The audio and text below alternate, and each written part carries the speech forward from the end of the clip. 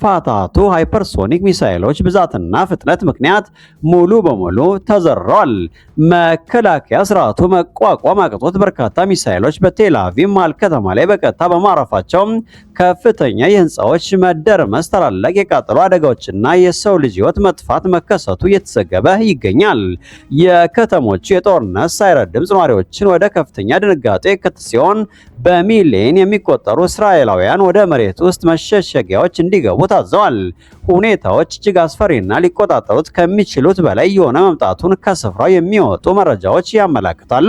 ይህ የኢራን የአጸፋ እርምጃ በእስራኤል ላይ ብቻ ያልተገደበ አይደለም። ይልቁንም ዋሽንግተንን በቀጥታ ወደ ጦርነቱ አውድማ የሳበ ታላቅ ወታደራዊ ጥቃት ነው።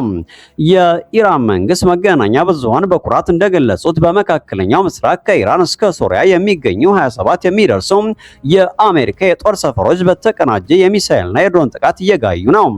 የአሜሪካ ወታደራዊ ተቋማት ላይ የደረሰው ጉዳት እጅግ ከፍተኛ መሆኑ የተነገረ ሲሆን ይህ ክስተት የቀጠናውን ጂኦፖለቲካዊ ሁኔታ ለዘላለም የሚቀይርና ዓለምን ወደማይመለስበት የቀውስ አቅጣጫ የገፋ ሆኗል።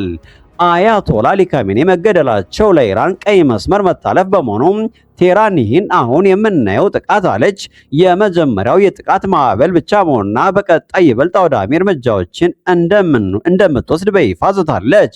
በኢየሩሳሌም የሚገኙ ቅዱሳን ስፍራዎች አቅራቢያ የሚሳኤል ስብርባሪዎች መውደቃቸውና በቴል አቪቭ የሚታየው እሳት ዓለም አቀፉን ማህበረሰብ በከፍተኛ ስጋት ውስጥ ጥሎታል። አሜሪካና እስራኤል ለዚህ ጥቃት ምን አይነት ምላሽ ሊሰጡ ይችላሉ የሚለው ጥያቄ የሁሉም ሰው ትኩረት የሳበ ሲሆን የፔንታጎንና የእስራኤል ጦር ከፍተኛ አመራሮች በአሁኑ ሰዓት በአደጋ ጊዜ ስብሰባ ላይ ይገኛሉ። ይህ ታሪክ በየደቂቃው እየተቀያየረ ነው። በቴል አቪቭ በኢየሩሳሌምና በአሜሪካ የጦር ሰፈሮች ላይ እየደረሰ ያለው ዝርዝር ጉዳትና የሟቾች ቁጥር እንዲሁም የዓለም ሀያላን ሀገራት ምላሽ ተከታትለን ለእናንተ ለማድረስ በንቃት እየሰራ ነው። ተጨማሪ መረጃዎችን ለማግኘት ሰብስክራይብ በማድረግ አብራችሁን ቆዩ። ዜናችን ይቀጥላል። በአሁኑ ሰዓት መላው ዓለም በከፍተኛ ድንጋጤና ስጋት ውስጥ የሚገኝ ሲሆን የኢራን አብዮታዊ ዘበኛ በይፋ ባወጣው መግለጫ የሆርሙዝ የባህር ወሽመጥ ሙሉ በሙሉ መዝጋቱን አስታውቋል። ይህ ስልታዊና እጅግ ወሳኝ የሆነ የንግድ መስመር መዘጋቱ በዓለም አቀፍ የነዳጅ ገበያና በጠቅላላው የዓለም ኢኮኖሚ ላይ ሊደርስ የሚችለውን አሰቃቂ ጉዳት በቀላሉ የሚገመት አይደለም። አሜሪካና እስራኤል በኢራን ላይ የሰነዘሩትን ተከታታይና ኃይለኛ የአየር ጥቃት ተከትለው ቴህራን አልበገርም ባይነቷ ለዓለም እያሳየች ትገኛለች። የባህር ወሽመጡ መዘጋቱ በዓለም ዙሪያ በሚገኙ የነዳጅ ማደያዎች ላይ ረጅም ወረፋ እንዲፈጠርና የሸቀጦች ዋጋ በከፍተኛ ሁኔታ እንዲጨምር ማድረጉ አይቀሬ ነው። ይህ እርምጃ የዓለምን የነዳጅ ዝውውር 20 በመቶ የሚሆነውን የሚያስተጓጉል በመሆኑ ዋሽንግተንና ቴል አቪቭ በከፍተኛ የደህንነት ስጋት ውስጥ ወድቀዋል። ዶናልድ ትራምፕን ጨምሮ በርካታ የዓለም መሪዎችን ሁኔታ ወደማይመለስ ቀውስና ወደ ዓለም አቀፍ የኢኮኖሚ ውድቀት ሊያመራ እንደሚችል ማስጠንቀቂያ እየሰጡ ይገኛሉ።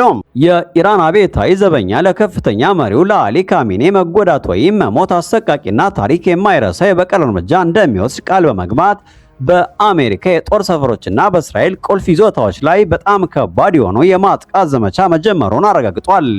የኢራን ባለስልጣናት ይህ ዘመቻ እስካሁን በመካከለኛው ምስራቅ ታይቶ የማይታወቅና የቀጠናውን ካርታ የሚቀይር እንደሚሆን በቁጣ እየዛቱ ነው። በመላው ቀጠናው የሚገኙ የአሜሪካ የጦር ሰፈሮች በኢራን የረጅም ርቀት ሚሳኤሎችና ድሮኖች ኢላማ ውስጥ መግባታቸው የተነገረ ሲሆን የእስራኤል መከላከያ ሰራዊት አይዲኤፍ ከፍተኛ የጦርነት ዝግጁነቱን አውጇል። ይህ መግለጫ የወጣው አሊ ካሜኒ ላይ ጥቃት ደርሶባቸዋል የሚለው ዜና በሰፊው ከተናፈሰ በኋላ ሲሆን ይህም በክልሉ ያለው ውጥረት ከመቼውም ጊዜ በላይ እንዲገፋና ወደ ሶስተኛው የዓለም ጦርነት ሊያመራ የሚችል ሁኔታ እንዲፈጠር አድርጓል። መላው ዓለም ትንፋሿን ዋጥ አድርጎ ይህን ግጭት ወዴት እንደሚያመራ በመጠባበቅ ላይ ሲሆን በቀጣይ ሰዓታት የሚወጡ መረጃዎችን የዓለምን የወደፊት ዕጣ ፈንታ የሚወስኑ ይሆናሉ። ጤና ይስጥልን። ሰበር ዜና። በመካከለኛው ምስራቅ ታሪክ ውስጥ ታይቶ የማይታወቅና መላውን ዓለም ወደ ሶስተኛው የዓለም ጦርነት ሊያመራ የሚችል እጅግ አደገኛና አስፈሪ የጦርነት ምዕራፍ ተከፍቷል።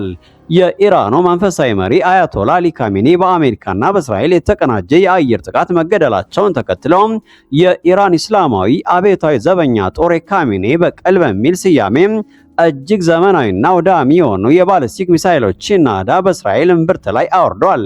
በቅድስት ከተማ ኢየሩሳሌም፣ በቴል አቪቭና በዌስት ባንክ የሚገኙ ሰፈሮች በአንድ ጊዜ በሚሳኤል ዝናብ እየተደበደቡ ሲሆን የእስራኤል ሰማይ በሚሳኤል ብልጭታና በፍንዳታ እሳት ተቀይሯል። በዓለም እጅግ ዘመናዊና የማይበገረው ተብሎ የሚታሰበው የእስራኤል አይረን ዶምና ሌሎች የአየር መከላከያ ስርዓቶች በኢራን ፋታቱ ሃይፐርሶኒክ ሚሳኤሎች ብዛትና ፍጥነት ምክንያት ሙሉ በሙሉ ተዘርረዋል። መከላከያ ስርዓቱ መቋቋም አቅቶት በርካታ ሚሳኤሎች በቴል አቪቭ መሃል ከተማ ላይ በቀጥታ በማረፋቸው ከፍተኛ የህንፃዎች መደርመስ፣ ታላላቅ የቃጠሎ አደጋዎችና የሰው ልጅ ህይወት መጥፋት መከሰቱ እየተዘገበ ይገኛል። የከተሞቹ የጦርነት ሳይረድ ድምፅ ነዋሪዎችን ወደ ከፍተኛ ድንጋጤ የከተተ ሲሆን በሚሊዮን የሚቆጠሩ እስራኤላውያን ወደ መሬት ውስጥ መሸሸጊያዎች እንዲገቡ ታዘዋል። ሁኔታዎች እጅግ አስፈሪና ሊቆጣጠሩት ከሚችሉት በላይ የሆነ መምጣቱን ከስፍራው የሚወጡ መረጃዎች ያመለክታሉ። ይህ የኢራን የአጸፋ እርምጃ በእስራኤል ላይ ብቻ ያተገደበ አይደለም። ይልቁንም ዋሽንግተንን በቀጥታ ወደ ጦርነቱ አውድማ የሳበ ታላቅ ወታደራዊ ጥቃት ነው። የኢራን መንግስት መገናኛ ብዙሃን በኩራት እንደገለጹት በመካከለኛው ምስራቅ ከኢራን እስከ ሶሪያ የሚገኙ 27 የሚደርሱ የአሜሪካ የጦር ሰፈሮች በተቀናጀ የሚሳኤልና የድሮን ጥቃት እየጋዩ ነው። የአሜሪካ ወታደራዊ ተቋማት ላይ የደረሰው ጉዳት እጅግ ከፍተኛ መሆኑ የተነገረ ሲሆን ይህ ክስተት የቀጠናውን ጂኦፖለቲካዊ ሁኔታ ለዘላለም የሚቀይርና ዓለምን ወደማይመለስበት የቀውስ አቅጣጫ የገፋ ሆኗል። አያቶላ አሊ ካሜኒ መገደላቸው ለኢራን ቀይ መስመር መታለፍ በመሆኑ ቴህራን ይህን አሁን የምናየው ጥቃት አለች የመጀመሪያው የጥቃት ማዕበል ብቻ መሆኑና በቀጣይ ይበልጥ አውዳሚ እርምጃዎችን እንደምትወስድ በይፋ ዝታለች። በኢየሩሳሌም የሚገኙ ቅዱሳን ስፍራዎች አቅራቢያ የሚሳኤል ስብርባሪዎች መውደቃቸውና በቴል አቪቭ የሚታየው እሳት ዓለም አቀፉን ማህበረሰብ በከፍተኛ ስጋት ውስጥ ጥሎታል። አሜሪካና እስራኤል ለዚህ ጥቃት ምን አይነት ምላሽ ሊሰጡ ይችላሉ የሚለው ጥያቄ የሁሉም ሰው ትኩረት የሳበ ሲሆን የፔንታጎንና የእስራኤል ጦር ከፍተኛ አመራሮች በአሁኑ ሰዓት በአደጋ ጊዜ ስብሰባ ላይ ይገኛሉ። ይህ ታሪክ በየደቂቃው እየተቀያየረ ነው። በቴል አቪቭ፣ በኢየሩሳሌምና በአሜሪካ የጦር ሰፈሮች ላይ እየደረሰ ያለው ዝርዝር ጉዳትና የሟቾች ቁጥር እንዲሁም የዓለም ሀያላን ሀገራት ምላሽ ተከታትለን ለእናንተ ለማድረስ በንቃት እየሰራን ነው። ተጨማሪ መረጃዎችን ለማግኘት ሰብስክራይብ በማድረግ አብራችሁን ቆዩ።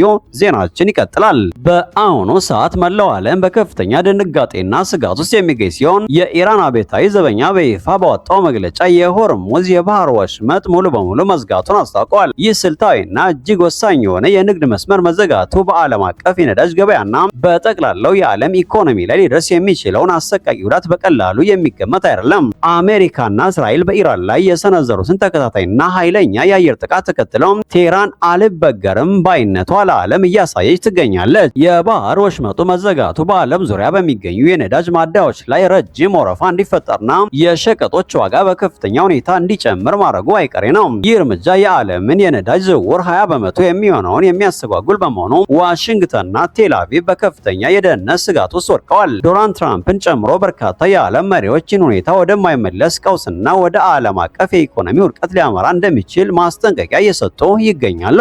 የኢራን አብዮታዊ ዘበኛ ለከፍተኛ መሪው ለአሊ ካሜኒ መጎዳት ወይም መሞት አሰቃቂና ታሪክ የማይረሳ የበቀል እርምጃ እንደሚወስድ ቃል በመግባት በአሜሪካ የጦር ሰፈሮችና በእስራኤል ቁልፍ ይዞታዎች ላይ በጣም ከባድ የሆነ የማጥቃት ዘመቻ መጀመሩን አረጋግጧል።